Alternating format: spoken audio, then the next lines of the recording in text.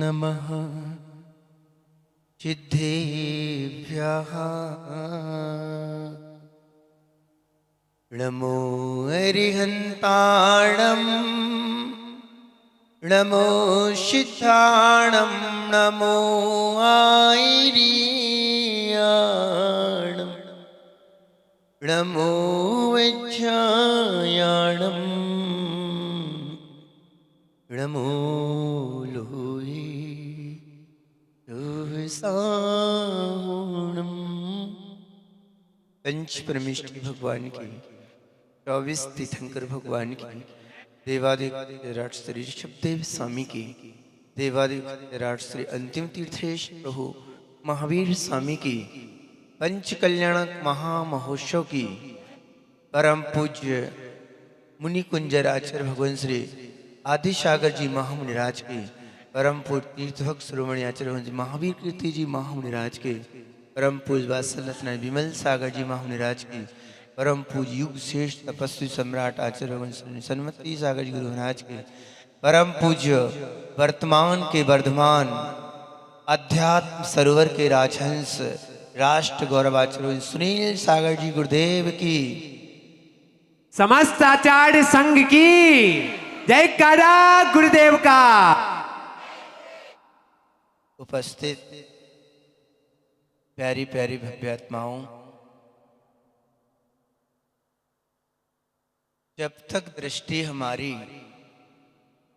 जड़ पर है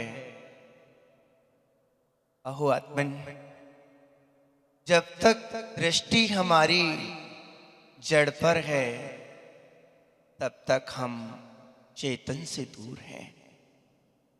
प्रग अपनी दृष्टि को दिव्य दृष्टि बनानी है। पर्यायमयी दृष्टि से हम जीवन अनंत भावों में जीते रहें। हम यही देखते रहें कि मैं मनुष्य हूं, मैं एक पैसे वाला हूं, मैं एक बहुत सुंदर हूं, मैं एक समझदार हूं, एक मूर्ख हूं, एक प्रतिष्ठा वाला हूं। यानी जो मेरा है नहीं, ओ हो, जो मेरा है नहीं उसको हम अपनी मानता में जीते रहे। फिर हम कोशिश में लगे रहते हैं कि हम सुखी हो जाएं। यानी जिस जीव ने सुख का मार्ग खोजा था वो आज भगवान आदिनाथ स्वामी हो गए, और आदिनाथ स्वामी की हम पंच कल्याणक महोत्सव मनाने के लिए आज हम यहाँ आए हैं। हे भगवान, आपने वो कैसी दृष्टि बनाई थी जिस वजह से आप त्रिलोक पूज्यता को प्राप्त हो गए। आज सामने आप स्टेज पर आचार्य भगवान गुरुदेव को विराजमान देख रहे हैं। यानी उस चेतन पर दृष्टि इतनी गहरी रखे हुए हैं कि हर पल अपने स्वरूप के अलावा और कोई कुछ उन्हें और नजर ही नहीं आता है। बाहर में भी अपने स्वरूप की ही दृष्टि। ओहो ज्ञानी, तुमने बहुत लोगों से पूछा होगा, बहुत लोग तुम्हें पुकारते हैं, माता भी पुकारती है, बेटा यानी बेटा भी पुकारता है। बेटा कहता है मेरे पिताजी, दादा कहते हैं मेरा पोता। ओहो हो, तुम्हें चेतन अनेकों नामों से पुकारते हैं लोग, घर के लोग, रिश्तेदार, कोई फूफा कहता है, कोई मामा कहता है, कोई साला कहता है, कोई जीजा कहता है, कोई पापा कहता है, तो कोई दादा नाना कहता है।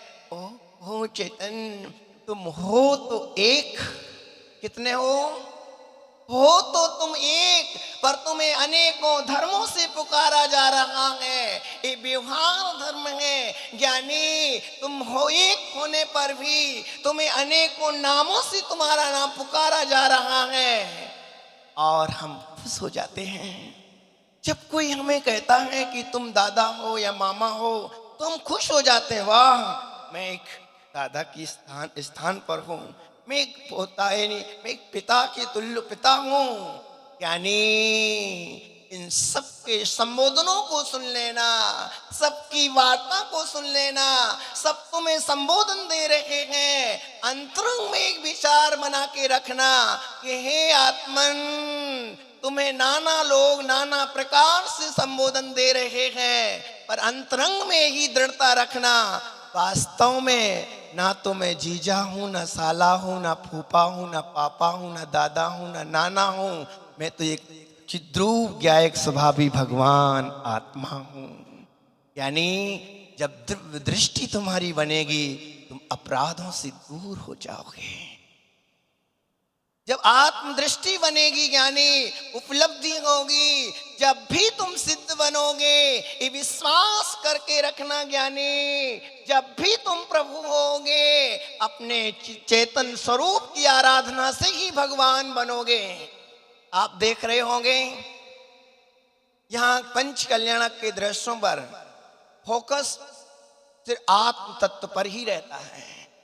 आपने आचार्य भगवान को देखा होगा, सामने देख ही रहे हैं, जिनके पूरे सुबह से शाम तक की चर्या में एक आत्म तत्व ही आचार्य भगवान गुनगुनाते रहते हैं। यानी आत्म तत्व इतना महत्वपूर्ण है। तीर्थंकर भगवान खुद भी ओहो चेतन कुंद कुंद देव कह रहे हैं, तीर्थंकर भगवान जो सिद्ध होने वाले हैं, ध्रुव सिद्ध हैं, जो नियम से भगवान बनेंगे, ऐसे तीर्थंकर पुरुष जो देवों के द्वारा वंदनीय स्तूयमान, जो देवों के द्वारा वंदनीय है, ऐसे तीर्थंकर भगवान भी जब दीक्षा लेने जाते हैं तो नमः सिद्धेभ्या, यानी वो भी सिद्धों को याद करते हैं, वो भी अपने आत्मा की दृष्टि बनाते हैं। यानी उस आत्म तत्व को कितना हमें आदर की दृष्टि से देखना चाहिए। और विचार करो, हम उस आत्म तत्व को कितना सम्मान दे पा रहे हैं। आज जड़ के राग में हम चेतन का अपमान कर देते हैं। आज जड़ के राग में हम भाई भाई में दुश्मनी पैदा कर लेते हैं। जड़ के रागों में हम बंटवारा कर लेते हैं, दूसरे के प्रति दुर्भाव से भर जाते हैं। ओहो ज्ञानी, हमें चैतन्य की दृष्टि बनानी होगी, चेतन स्वभाव की ओर दृष्टि रखनी होगी, तब कहीं जाके हमारा जीवन आनंदमय हो सकता है। एक माँ गर्भवती होती है, उसके गर्भ है तो मालूम, उसके पेट में पलने वाला बेटा, तो वो जिसको भी देखती है, पल्ले में झूलते हुए बेटे को जब देखती है ना, किसी दूसरे के बेटे को, तो विचार करती है जब मेरा बेटा होगा ना तो ऐसे ही पल्ले में मैं भी झुलाऊंगी। और थोड़ी दूर जाती है, फिर और कोई प्रसंग पर बच्चा पीड़ा करते हुए देखता है, खेल करते हुए देखता है। जब माँ देखती है तो माँ सोचती है जैसे बेटा खेल रहा है, ऐसे ही मेरा बेटा भी खेलेगा। और जब किसी के बेटे को अच्छा पढ़ लिख करके बहुत अच्छा यानी उपलब्धियों पर पहुंचते हुए देखती है तो सोचती है मेरा बेटा भी अच्छा अध्ययन करके बहुत बड़ी पोस्ट पर पहुंचेगा, बहुत महान बनेगा। वो अपने बेटे पर घटित करती जा रही है। जब किसी की शादी हो रही है तो देखती है जैसे इनकी शादी हो रही है, वैसे मेरा बेटा भी जब बड़ा होगा तो मेरे बेटे की भी ऐसे ही हम शादी कराएंगे। यानी जो भी प्रसंग माँ नजर में ले रही है, अपने बेटे पर ही घटित करती जा रही है। ऐसे ही ज्ञानी चैतन्य रूपी बेटा, चैतन्य रूपी बेटा तेरे गर्भ में पल रहा है। चैतन्य रूपी बेटा ज्ञानी तेरे गर्भ में पल रहा है। जब तुम प्रभु को निहारो तो याद आना चाहिए, हे प्रभु, जैसे आप शुद्ध स्वभाव में लीन हैं, ऐसे मेरा भी जीवन हो, मेरा भी जीवन होगा। और जब निर्गंत आचार्य भगवान गुरुदेव को निहारो, उनकी परिणति को देख करके हमें भी अपने चैतन्य रूपी बेटे के प्रति सोचना चाहिए। एक दिन हमारा भी वो दिन आएगा जब हम इन जैसे निर्गंथ मुनि होकर के वन वन विचरेंगे और अपनी आत्मा का ध्यान करेंगे। अपने चेतन बेटे के प्रति विचार करना होगा। यानी आज हमने सभी लोगों के लिए समय दिया है। चेतन रूपी भिखारी समझ लो। चेतन देखो, तुम्हारे सामने झोली फैला के खड़ा हुआ है। यानी तुमने अभी तक समय पत्नी के लिए दिया है, बेटे के लिए दिया है, नौकर के लिए समय दिया है, दुकानदारी के लिए समय दिया है, रिश्तेदारों के लिए समय दिया है, मित्र लोगों के लिए समय दिया है। ओहो ज्ञानी, आयु के निश्चयों को चेतन तूने सभी लोगों के लिए दिए हैं, सभी निश्चयों को तूने बांट दिया है। चेतन, अभी तक तुमने संसारियों के लिए, सबके लिए समय दिया है। अब चेतन अपनी जो आत्मा है, उस आत्म तत्व के लिए भी तुम समय दे दो। बचा हुआ जो आयुष है, बचा हुआ जो आयुष, ओ ज्ञानी, चेतन देव रूपी भिखारी तुम्हारे सामने झोली फैला के खड़ा हुआ है, झोली फैला के खड़ा हुआ है कि तुमने अभी तक सभी के लिए समय दिया है। अब मेरी इस झोली में तुम कुछ ना कुछ जरूर डाल दो। जो बचा हुआ जीवन है, अब मात्र एक द्रव्य दृष्टि के लिए ही मेरा जीवन है। यानी आज हमारा सौभाग्य है, संसारियों के मध्य आप लोग रहते हैं, आप खुद संसारी हैं। अपन को ये भी पता ही नहीं पड़ पाया मैं कौन हूं, मेरा परिचय कौन दे। जब भी आप लोगों से मिलते हो ना, आप लोग तो वैसे संसार से अच्छी तरह से परिचित हैं। जब आपको लोग मिलते हैं, ये बताओ आपको अपनी आत्मा की याद कौन कराता है? आपकी पत्नी, आपके बेटे, आपके परिवार के लोग, आपके रिश्तेदार? कोई भी तुम्हें अपनी आत्मा का परिचय कराता ही नहीं। पत्नी जब 24 घंटे जो साथ रहती है, वो भी मालूम कहीं पति देव वैरागी ना हो जाएं, इसलिए राग रंग के लिए बढ़िया बढ़िया पकवान बना के खिलाते रहते। कहीं राग में यानी संसार वैराग तो ना आ रहा, यानी वैराग तो नहीं आ रहा है, यानी वो आग मार पर ही ले जाने की कोशिश करते हैं। पर एक लौते एकमात्र निर्गंथ मुनि आचार्य भगवान सुनील सागर जी गुरुदेव हैं। जब जब भी तुम इनके पास आओ ज्ञानी, तो आचार्य भगवान एक ही पुकार कहते हैं, एक ही पुकार से पुकारते हैं, नी अप्पा परमप्पा। तुम्हारी निज आत्मा भगवान बन सकती है, निज आत्मा ही भगवत स्वरूप है। इतना बड़ा उदार हृदय, यानी शुद्ध निश्चय से प्रभु महावीर स्वामी हमारे बीच घोषणा करके गए हैं, मंगलमयी दिव्य उपदेश दे करके गए हैं कि तुम अपने को स्त्री ही मत मानते रहना, अपने को पुरुष ही मत मानते रहना, अपने को नेता और राजनेता ही मत मान के बैठे रहना, अपने को परिवार वाला गरीब अमीर ही मत मान के बैठे रहना। तीर्थंकर प्रभु महावीर दिव्य देशना दे के गए हैं, शुद्ध निश्चय ऐसे जैसा मेरा चैतन्य स्वरूप है, जैसा सिद्ध भगवान का वैभव है, वैसा ही वैभव तुम्हारा भी है। तुम भी उस वैभव की ओर दृष्टिपात करो।